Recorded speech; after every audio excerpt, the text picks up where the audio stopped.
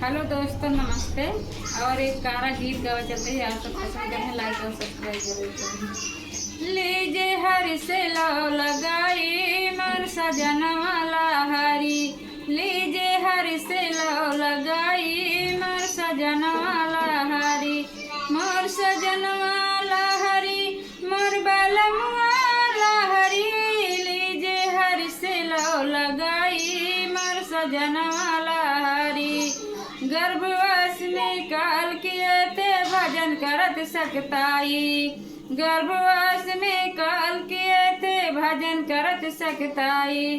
मुक्ति मिली मानुष तन पाया, अब तो गया भुलाई, देहली ममता में मिलाई मर सजना रसिया, देहली ममता में मिलाई मर बलमुआ रसिया। लीजे हर से लो लगाई मर सजनवा रसिया, लीजे हर से लो लगाई मर सजनवा रसिया। लीज गर्भ अपने स्वार्थ के सब साथी, मात पिता सुत भाई, अपने स्वार्थ के सब साथी, मात पिता सुत भाई। भूली सारी चातुराई मोर सजनवा लहरी, भूली सारी चातुराई मोर सजनवा लहरी। लीजे हर से लो लगाई मोर सजनवा लहरी, लीजे हर से लो लगाई मोर सजनवा लहरी।